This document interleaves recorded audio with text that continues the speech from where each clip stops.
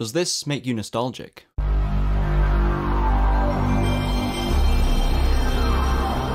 If you said yes, but you haven't played this game, then you owe it to yourself to seek out MediEvil right now and see if it tickles your fancy.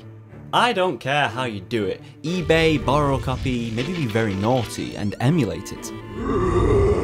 It doesn't matter. What does matter though is that this game has stood the test of time due to its solid gameplay and fun originality.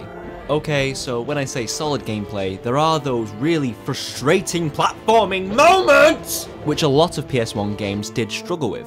But MediEvil gives the player tight control to a great variety of weapons, enemies and bosses to ensure that its core mechanics stay fun and interesting. There's also incentive to fully explore each beautifully designed level because in doing so you gain admission to the Hall of Heroes. It's a bonus area where new weaponry is bestowed upon you by the brilliantly funny heroes of old. What? Daniel, man, you can't go into battle against an army of undead without a magic sword. Here, take mine. You'll never have to sharpen another blade, or my name's not Dirk Steadfast.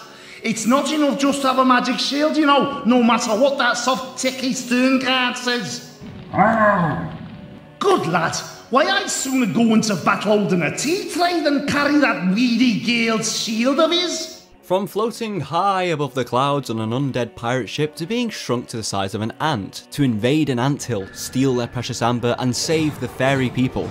You have helped to free all the fairy people from the clutches of the filthy ant scum!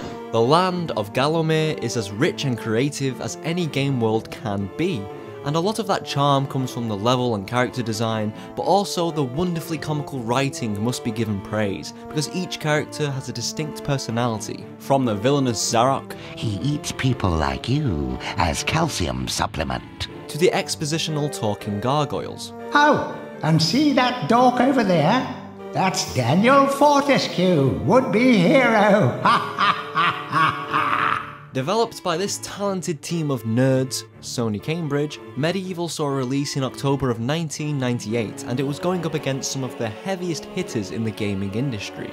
But with its almost perfect design in every regard, from lush level layouts, comically caricatured characters, and all of the charm in the known universe mixed with some good old-fashioned silly humour. Off you pop then, and keep your chin up. This title is testament to the high standards of quality that could be achieved on the consoles of its generation. And after a cracking sequel where you can pop your head off, put it on a hand and it runs around, I mean look how cool that looks. Although there were some bad things in the sequel, like Winston. You made it! Nice one, Dan! If you meet that monster, don't be too scared. Look for his weak points. Don't let things get on top of you.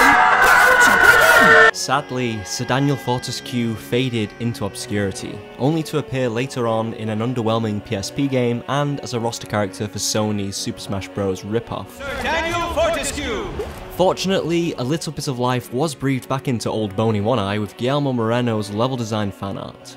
This thing looks absolutely gorgeous. Links are in the description if you want to check out more of this salacious content. But sadly there hasn't been much else other than fan art and speculation, which is a damn shame because I for one would be over the moon if this beloved character returned to the wonderfully haunting lands of Gallowmere. Having said that, I'm actually quite content, because I got to experience this fantastic adventure, and I'd highly recommend you revisit this staple of the PlayStation's legacy. So in conclusion, if I had to sum up MediEvil in 2 words, it would be wonderfully charming. Whoa, Nelly! If you liked this video, please subscribe, check out my other videos, and share them around. It would help me out a lot. Cheers. bugger.